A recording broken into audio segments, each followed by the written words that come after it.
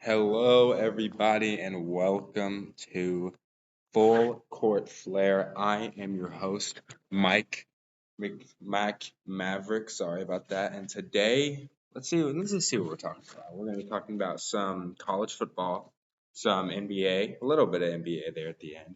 We're going to be talking college basketball. That's always fun. A little bit of NFL and top 10 Heisman's, my game picks this week.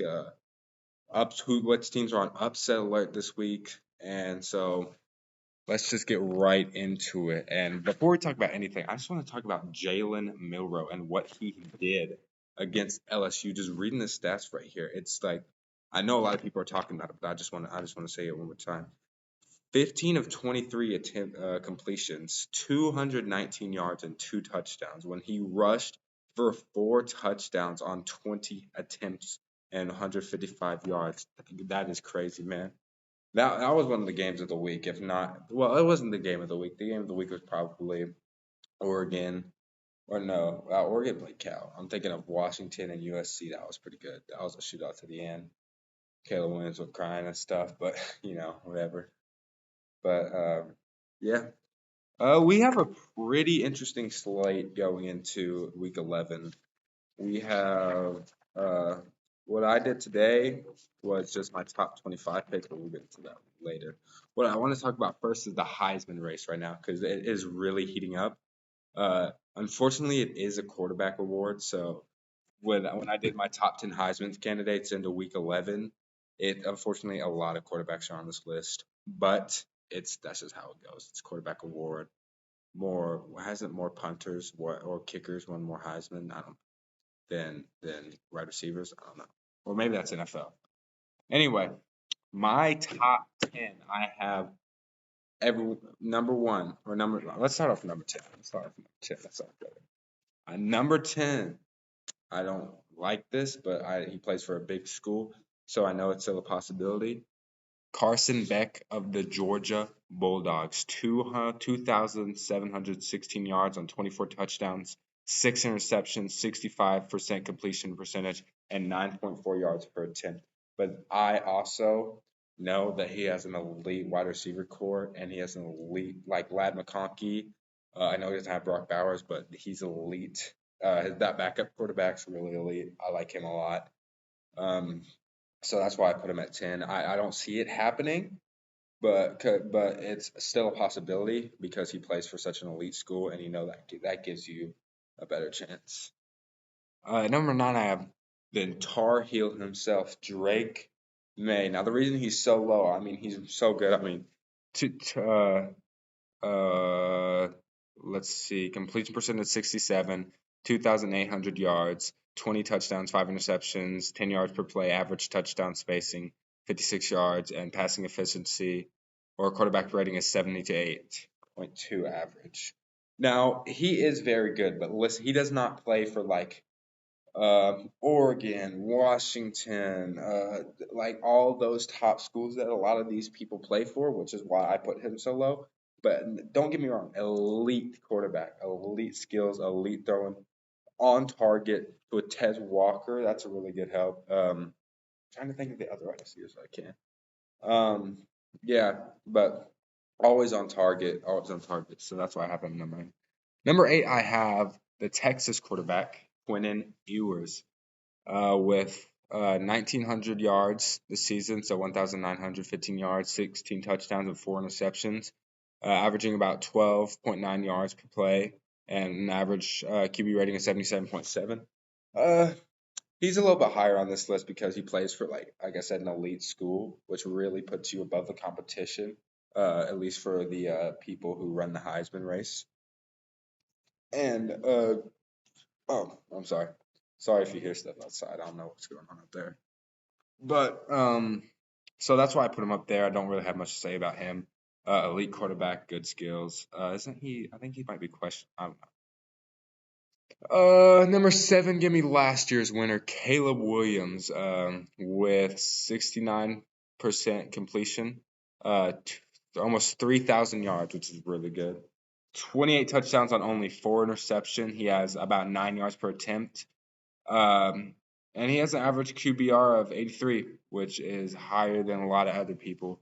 But his offense, we all know he has a good offense, a good wide receiver core around him, a good running back. So I'm not really surprised. I just don't. He's just not producing at the efficiency that he was last year, in my opinion. Um, but I still see him up there. Like the committee loves him. But USC with 3 losses, that really hurts him because what they say, great teams find ways to win football games, and he hasn't been finding ways to win football games, and I think that's what really hurts him. I think that's why he might slip a little bit in the ratings. All right, number 6, I actually have a wide receiver. He would be higher if it wasn't such a quarterback award. I have Mr. Marvin Harrison Jr. himself. 57 receptions for 934 yards, 10 touchdowns, averages almost 16 yards after every reception. Crazy. He's got 45 first downs. He has 1.5 touchdowns per game and scores and has 122 yards a game, which is crazy. He's producing at such a high level. I'm personally a Bears fan, so I hope if we get another more pick, we pick him when you're wide receiver. Yeah, just an elite wide receiver.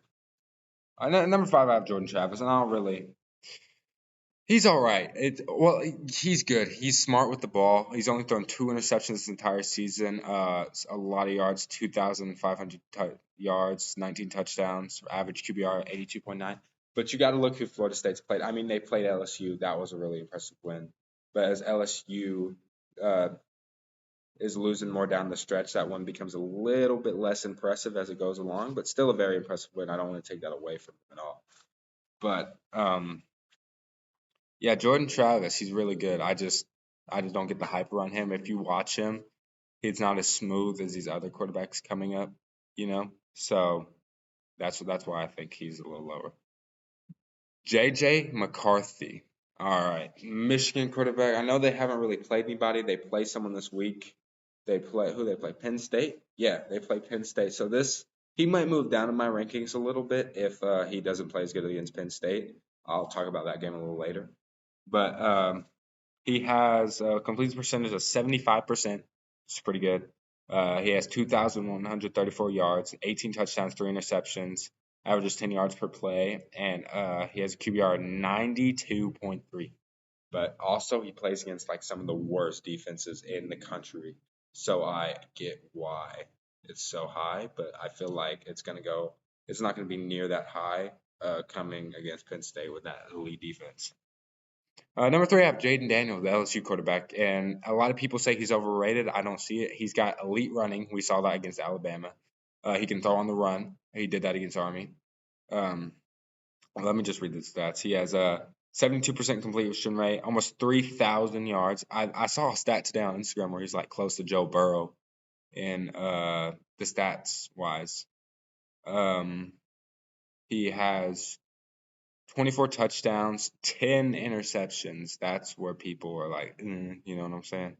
He has 8.1 yards per attempt. Bo Nix coming in at number 2, and that's pretty self-explanatory. He's playing at such a high level. Oregon's playing at such a high level. I think Oregon is the best one-loss team in the country right now. I think they could easily beat Washington in the Pac-12 title. Well, not easily, but I think it's a winnable game against Washington, the Pac-12 title rematch. It's going to be a good game when they play. I don't see them losing any other games. They have some tough games down the schedule. And who do they play this week? I can't remember. But I know they got some tough games coming down the stretch, and I think they'll pull it off, and I think they could end up beating Washington. But, yeah, 78% completion rate, 2,300 yards. Isn't that the most? No, it's not the most we've had. 21 touchdowns, only 2 interceptions, so he's playing at elite level.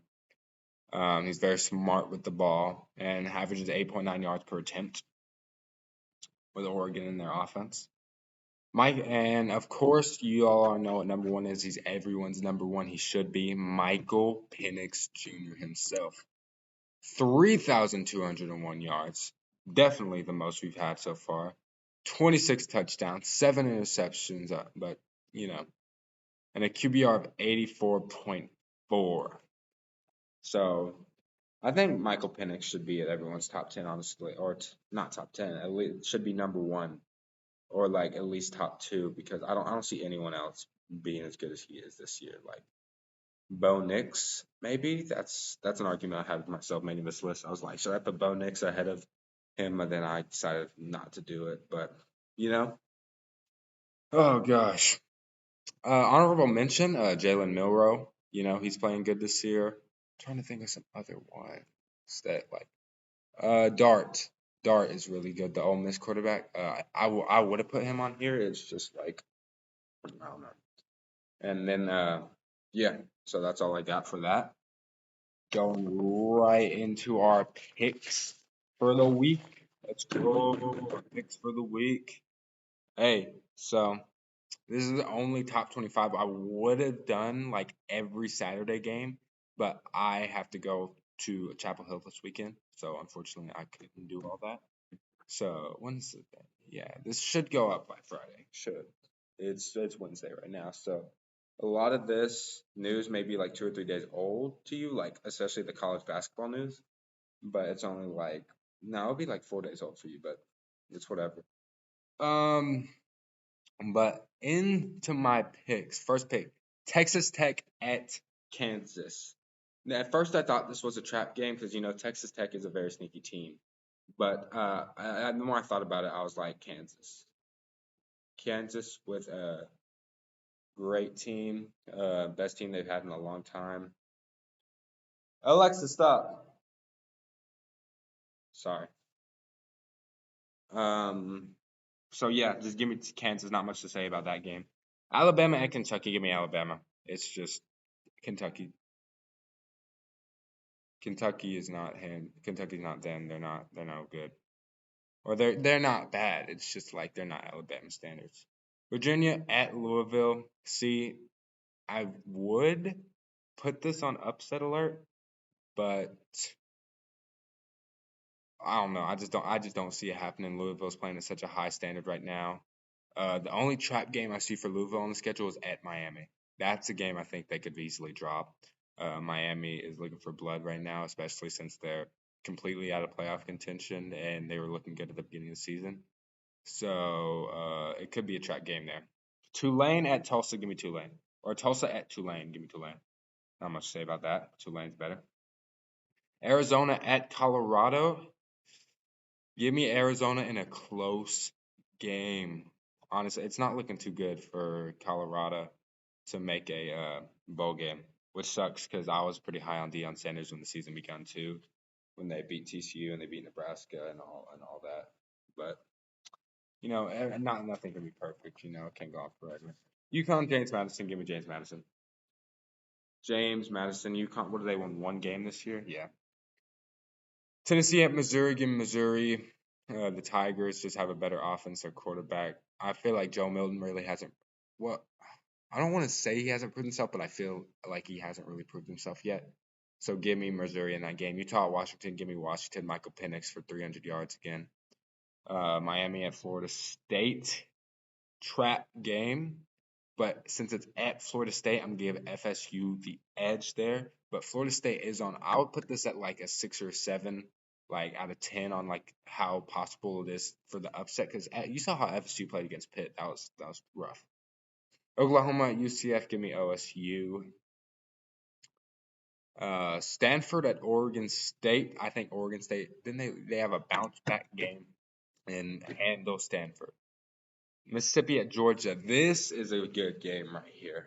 A lot of people are calling upset alert on Georgia. I think it's very, very close. I would give this like an 8 or a 9 on the upset meter, but my gut still just wants to go with Georgia because of how they've been playing and like how they can handle controversy throughout and not being ranked number one obviously was a big shock, and so I think Georgia pulls it out, and it's at Georgia. So give me the Bulldogs. All right, West Virginia, Oklahoma. Give me Oklahoma. Oklahoma bounces back after losing to their rival in the last Bedlam and handles West Virginia pretty handily at home. Texas at TCU. Texas, not a trap game at all. TCU is not very good this year. Florida at LSU. Give me LSU. Florida's not playing at a high standard at all. Florida, who did they just lose to? I know they just lost to an SEC opponent. I don't know who they lost to, but give me LSU. Michigan State at Ohio State. OSU. USC at Oregon. Now this is going to be a shootout right here. Like I know people are saying, "Oh, USC's not that good. USC's not that good." I feel like they really are. I feel like it's because you look at the games that they've lost. They've except the Notre Dame game, that was not close at all. But they've all been like really close and been shootouts. So I think Oregon pulls out in a very close game. I know I'm picking all the I'm picking none of the underdogs. I just don't think a lot of these games they can pull it out. I don't know. I'm just not picking them. Duke at UNC, the game I'm going to. So if you're going to that game, shout out. I'll be there. Maybe I'll cross paths with you. I don't know. But going to Chapel Hill this weekend. Watch North Carolina play. That's my hometown. Give me, or not my hometown. That's my team. Give me North Carolina in that game. I think Drake May plays very well. I think is Duke's quarterback back? I don't think he is. I don't think Riley Leonard's going to be back that game. I don't think he might though. But give me Tez Walker and Drake May connecting, Isaiah Huzzy getting some good returns, defense locking up. You know, Duke's not been on a very good roll lately without Riley Leonard at quarterback. So give me the Tar Heels in that game. It should be a very good game. All right. We have the game of the week. Penn State Michigan at Penn State. Now this is gonna be this it's at Penn State. I believe it's a wide out game. I don't know. Noon kickoff, which kind of sucks. I love for it to be a night game because that's what the whiteout looks best in. We all know Michigan has one of the best scoring offenses in the country, putting up like 40 points. But so it's crazy because like so does Penn State. They have like both like 40, but they're just like a little point off. Michigan has a little more. Michigan holds their opponents under 7 points a game, while PSU usually holds their opponent to around 11 points a game. I don't think this game will be a shootout, despite some people saying it will. Not a lot of people are saying it will, but some people are saying it might be a shootout. I don't think it's going to be a shootout at all. I think it's going to be a very defensive game with two great defenses, two great quarterbacks battling it out. I think it's going to be really hard to have to put together a really good drive against these defenses. I feel like Drew Aller outperforms JJ McCarthy, and I know a lot of people don't think that, but I think Drew Aller goes out. He's already played a legit defense in Ohio State. He knows he played decent there. He knows what he's doing. He's going to go out there and he's going to play better than JJ McCarthy because I feel like this defense is going to kind of wake Michigan up and it's going to take him a little bit to not get used to it, but take them a little bit to adjust because they've been playing some really crap teams. So I think Drew Aller outperforms JJ McCarthy this week, and yeah, it's a lot of people don't think that. Drew Aller, I don't know what his season stats are, but isn't Penn State 6-1? I know they played Indiana, they played Northwestern, I believe. Yeah, but one. Never mind. Let's jump right into the next thing. What is it? Is this college basketball? It is college basketball. I don't know if y'all been watching college basketball, but the first week one game was pretty crazy. We're going to talk about that at the end. But one game in particular was insane. All right. All right. Okay, UNC fans like myself, I've seen a lot of people get worked up about our lackluster performance against Radford. And it's no shock that they're a little stressed because this year we're ranked 19th. Last year we were ranked number one. Didn't even make the NCAA tournament. But I don't think UNC fans should be afraid. Should be worried. I mean, Armando Bacot is still looking like himself, scoring 25 points. And how many boards did he put up? Yeah, 13 rebounds. Armando Bacot's still a double-double machine. He's always going to get at least 10 points, 10 rebounds. Everybody knows that. And yeah, RJ Davis is still looking like himself. He didn't put up that many points. I think he put up 11 or something like that. He's looking like he can still shoot, and he shot pretty well last night or Monday. Harrison Ingram looks like a great addition to the team. He looks like he can be what was his name, like the Pete Nance of last year, but like he looked a little better. No offense, Pete Nance, I loved you. Um, and Wojcik was looking pretty good from deep. He only shot twice. I know he made one, but like he was looking like pretty good. I think he got a couple assists, 6, 7 assists in there. And I was pretty worried myself during that game. I was like, are we really going to drop one to Radford? Really be overrated again? But I don't think we should worry.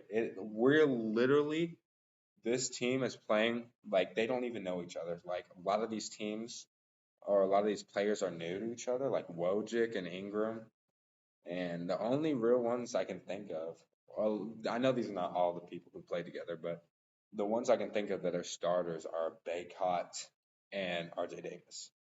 So that's why it may be a little rough, like right now. But I think once we kind of get rolling into the season, we can, go a little further. Duke are they the national title favorite? And I don't like to say this, but Duke had a big win as expected against Dortmund, winning how much did they win? 92-54, while still looking impressive with a lot of their players returning, like Tyrese Proctor, Jeremy Roach, and Kyle Filipowski. Duke is looking more and more like the ACC champions they were last year, like they were going to run the ACC. And they look like they could be a national title favorite too. They just look so well put together. They have so many players who play together. Filipowski, 25 points on 10 for 12 shooting, and he had like 6 or 8 rebounds and a few assists. Kyle Filipowski's looking like he'll be ACC Player of the Year again. Tyrese Proctor, he's just how he normally is, and Jeremy Roach is how he normally is. So if they can be as good as they were last year, they weren't. I feel like they can be even better. I think they'll be top 4, top 5, like the whole time this season. Honestly, I think they had a pretty easily schedule, right? Nothing like too crazy. I know Carolina's got a rough schedule. They have UConn, Tennessee, and Kentucky in the same like 3-week span, which is pretty rough. But I think Duke wins a lot this year. I think they only drop 5 or 6 games, end up like a number 2 or 3 seed in the tournament, and make it pretty far. Maybe make it to the Final Four or something. Maybe be a national title favorite.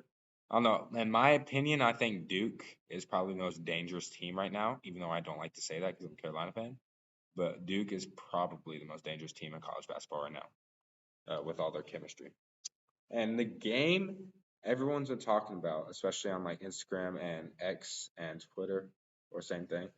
JMU, James Madison University, upsets the number 4 ranked Michigan State Spartans at home.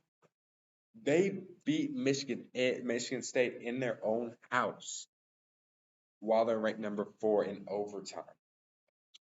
How much? Let me look at the point stats here. TJ, I know I'm about to scuff this name. Biskerstaff helped the Dukes with 21 points and 14 rebounds. He looked great. I was watching that game. Terrence Edwards led the way with 24 points, 5 rebounds, 3 assists. And despite JMU's, they had 15 turnovers that game. 15 to, I think, Michigan State's 8.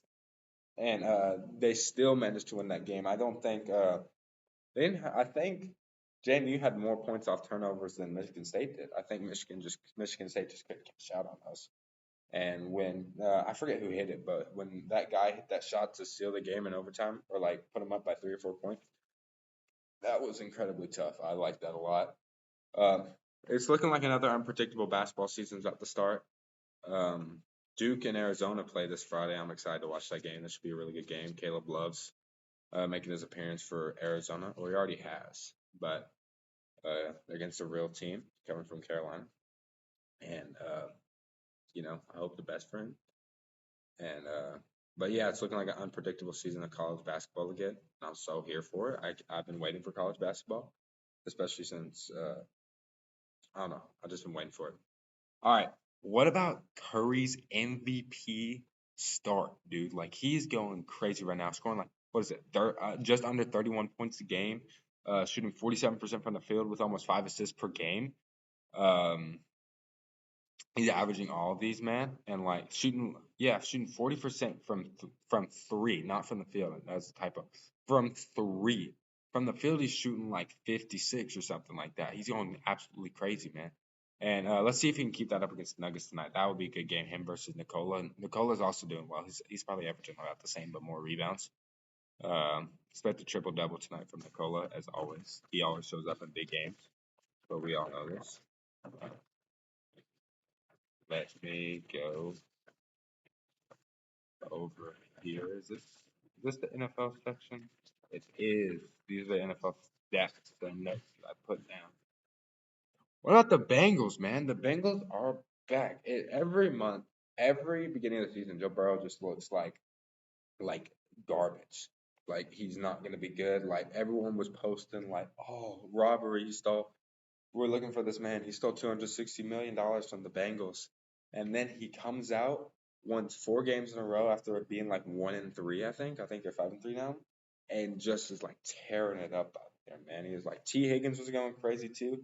I sat Joe Mixon on my bench for fantasy. I was pretty mad he's scoring a lot, but yeah, Joe Burrow is looking like he's hitting his stride right now, right when they need it. I think the Bengals. What is their next schedule? I don't know. I think they have a pretty easy schedule. I saw them looking at it. The Vikings, Joshua Dobbs, that was pretty crazy, man. I was watching that game too. I was watching Red Zone, so I had like both games, 2 game winning drives. CJ Stroud 2 game winning drive, and Joshua Dobbs. We'll get to CJ Stroud in a minute. But Joshua Dobbs, man, what he was doing was crazy. He was rushing for a lot. I forget how many he was rushing for, but didn't that's crazy, man. They picked him up, wasn't even supposed to play, ended up playing, ended up winning the game. What a game. What a game that was. What a game that was. And CJ Stroud, wow, what a performance. He continues to impress. He broke Andrew Luck's record and he put up 470 passing yards and 5 touchdowns. He broke Andrew Luck's record for having the most passing yards by a rookie, um, in a single game. CJ Stroud's really starting to impress. I think he is the obvious favorite for Offensive Rookie of the Year. I think that, what's his stat? He has 2,270 passing yards, 14 touchdowns with just one interception. One interception, crazy for a rookie, man. He knows so much ball, man, and like to be able to lead your team downfield with 40 seconds left and throw the pass he did, like that pass that was like 20 yards downfield and it was like right on the sideline with like someone on him, and being able to put it in his hands so that he could catch it it was beautiful, man. Uh, if he continues to even play like he is, like not even at this high of a level, if he goes down a level and just continues to play like that the whole season, I feel like he's still going to be Offensive Rookie of the Year. Like he is good. He's good, man. But dang, I think that has to be it. But my 30-minute thing's about to go up. I will do a longer episode next time. It's just I gotta do a bunch of stuff right now. I gotta get up with work and stuff. But thank you for tuning in if you are listening. Next time we might talk about some MLS playoffs, some Champions League. Might talk about the Newcastle drama with like oh, you're only in it for money when the BBB fans were like throwing stuff on the field. May talk about some NHL, talk about NBA, talk about college football when I get back this late, which is crazy, man. Uh, talk about fantasy, talk about the NFL, talk about some NBA. Yeah. I think I will talk a lot about more about NHL because I'm starting to watch it and I think I like it a lot. I think I'm about to go to a Predators game soon. I hope. But okay, anyway, I'm getting off topic. I will see y'all next time. Thank you so much for tuning in. Remember, this is Full Court Flair, Mike Maverick, your host. I appreciate y'all. I appreciate all y'all for listening, and y'all have a blessed rest of your day. All right, bye. thing before this episode ends, make sure y'all go follow the Instagram. I'll be and my TikTok. I'll get those up tonight, and uh, I'll try to put the link in the description. And I'll be posting like not daily, but some videos there that like correspond with my podcast. Like I'll post my top 25 ratings. I'll update my Heisman ratings there. I'll be updating on like when my episodes are coming out on Instagram. I'll be posting clips to TikTok. So if you want to go support, that'd be much appreciated. Uh, it should just be Full Court Flair on TikTok and Instagram. So if you could do that, please, that'd be a big help. And you have a great day.